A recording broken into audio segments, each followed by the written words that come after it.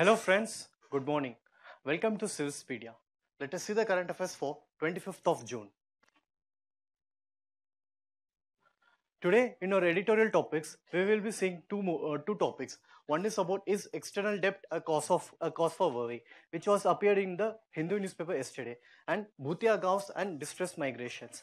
And in focus prelims topics, we will be seeing about Swachh Sarvekshan ranking, something about Swachh Sarvekshan ranking, and what are the important facts we should know. We'll be also knowing about FATF, that is Financial Action Task Force. We'll be knowing about Cauvery Water Management Authority and the structure of CWMA, also about generalized system of preference. So let us go for today's topics.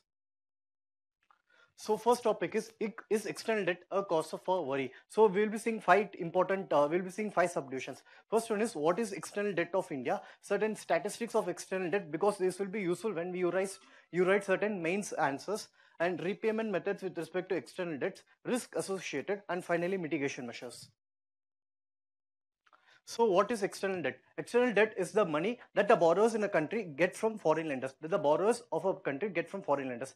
In India, we are even the government has certain external debt, as well as the corporates, the business organizations, the business associates, etc. They also have certain external debt. But in India, the corporates or the private enterprises, they hold around 78% of external debts, while as government is a minor point of external debt. That government shareholding is only around 22%, and both government and non-government organizations such as corporates form a part of borrowers. And in India, the private business holds 78.8%, that is about $404.5 billion.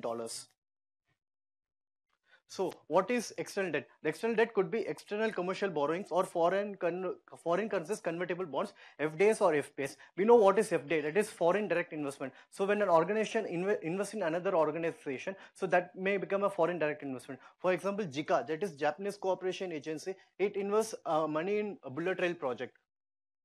So this one can be called as a foreign direct investment. What is FPA? That is foreign portfolio investment. For example, if a foreign investor invests in a stock market, invests in a domestic stock market, then that is called as foreign portfolio investment. And what is external commercial borrowings? It includes buyer's credit, seller's credit, etc. These components are called as external commercial borrowings. Something which is important is foreign currencies convertible bonds. So what is foreign currencies convertible bond? You know what is a bond. So a convertible bond means a bond can be converted into a stock option. A bond can be converted into an equity after a certain period of time. And what is a foreign currency convertible bond means? Suppose if an American company is investing in India, or if it's giving some money to an Indian company, then usually they give in a dollar terms. But in this case, they give the money in terms of rupees. So that is called as foreign currency convertible bonds. So the definition goes by a foreign currency convertible bond is a type of convertible bond issued in a currency different than the issuer's domestic currency.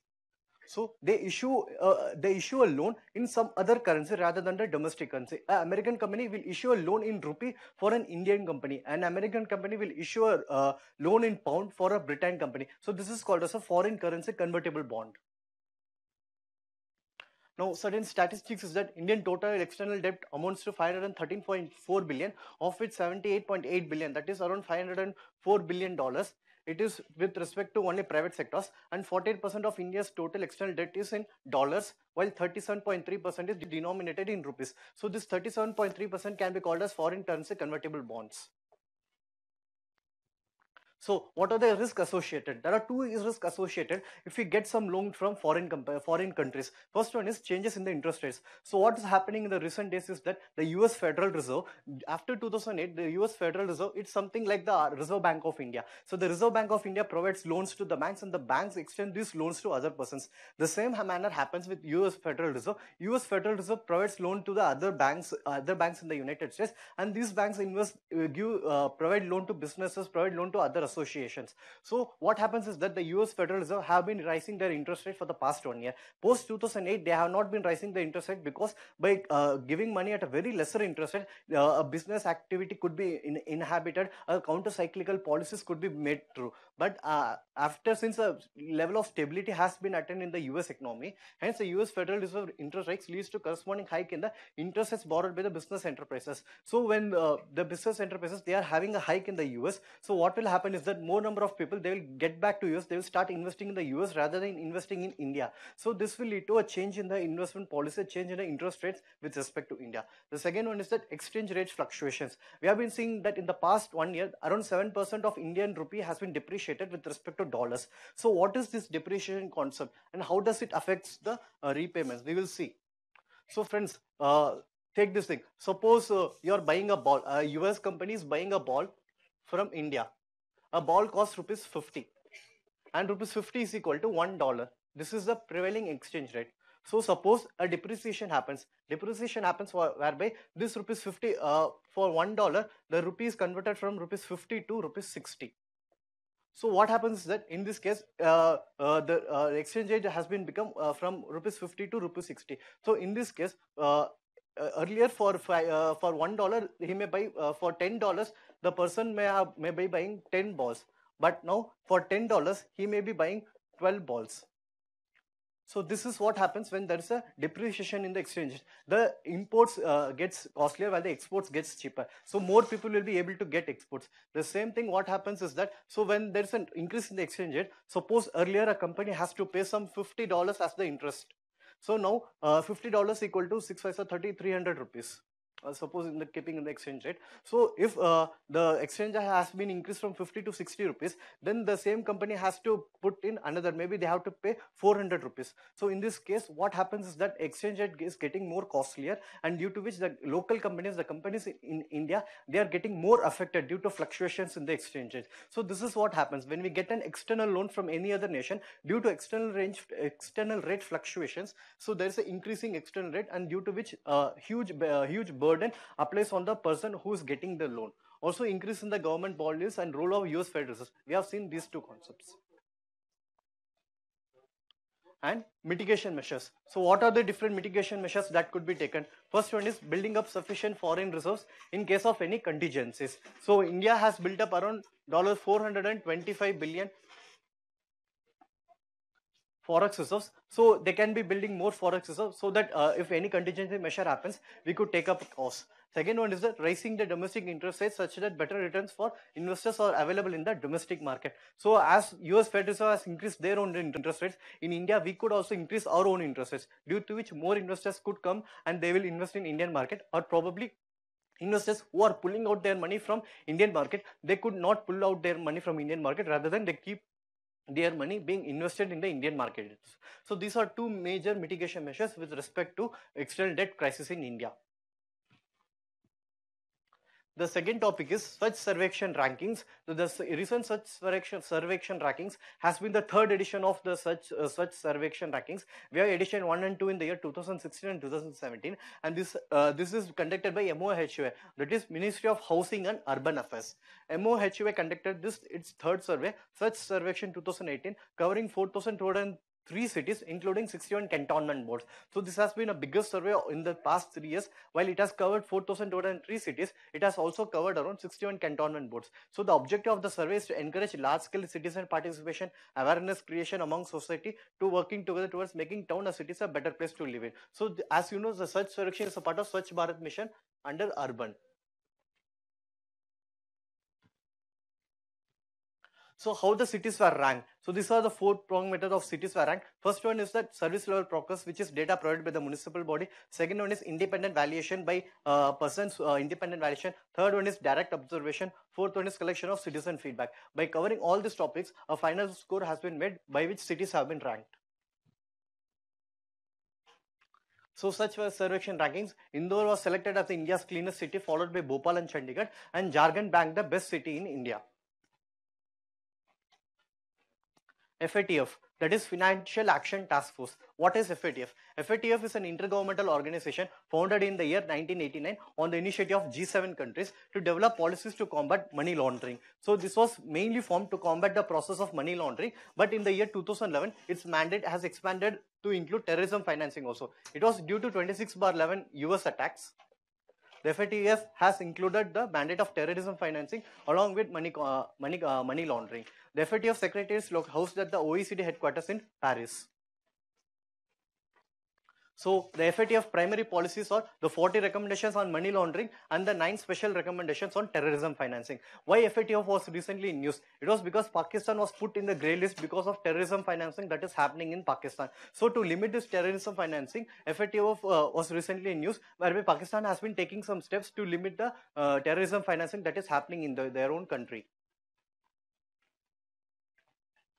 The fourth topic is Cauvery River Water Management Authority. So Cauvery Water Management Authority was formed by the center in the lieu of Supreme Court order, as we already know. The authority which was formed, this was the Ministry of Water Resources. So the Ministry of Water Resources, through an official notification, has issued the order for formation two bodies. One is the Cauvery Water Management Authority, and second is Cauvery Regulation Water Regulation Committee. Two bodies have been formed by this authority. The authority will be headed by a chairman, and it will have 2 whole-time members as many part-time members. So the authority present capacities of 9 members,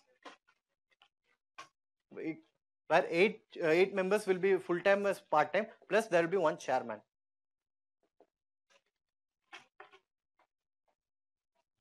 So something about Cauvery Management Authority is that, well, the whole-time members will be appointed by the center, other 2 will be nominated by it, and all the 4 states who are a part of Cauvery water basin, that is Kerala, Karnataka, Tamil Nadu, and Puducherry. These 4 states will be appointing their own part-time members in this organization, and there will be a secretary who will be appointed by the center.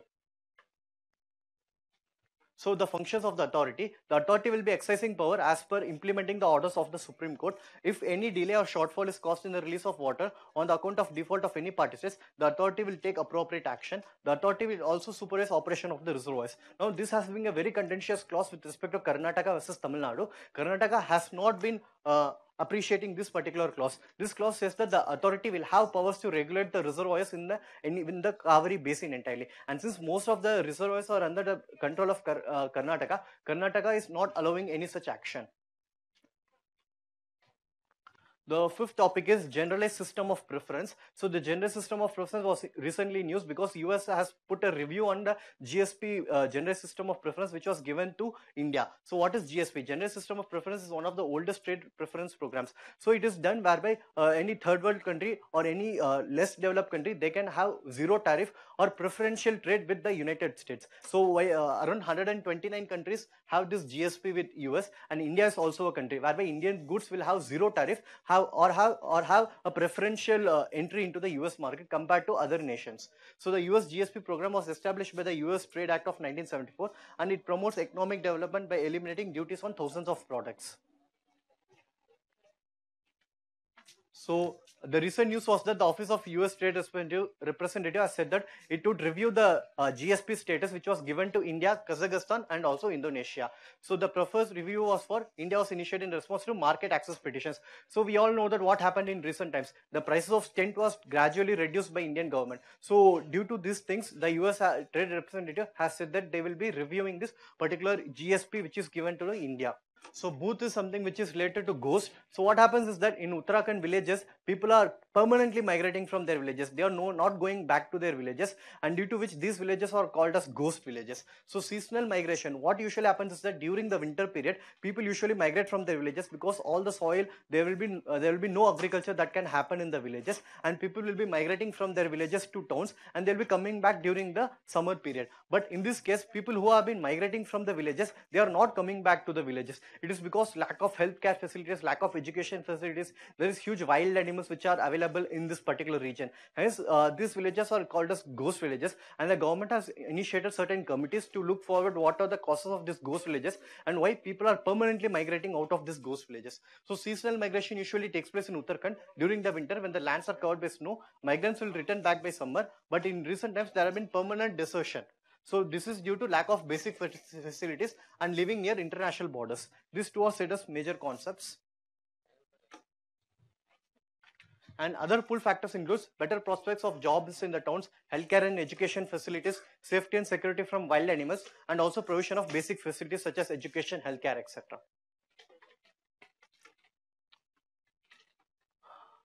Friends, thank you. If you have any doubts, please put a comment on the video section, and we'll be also providing the PPT with this video. Please go to the link and download this particular PPT.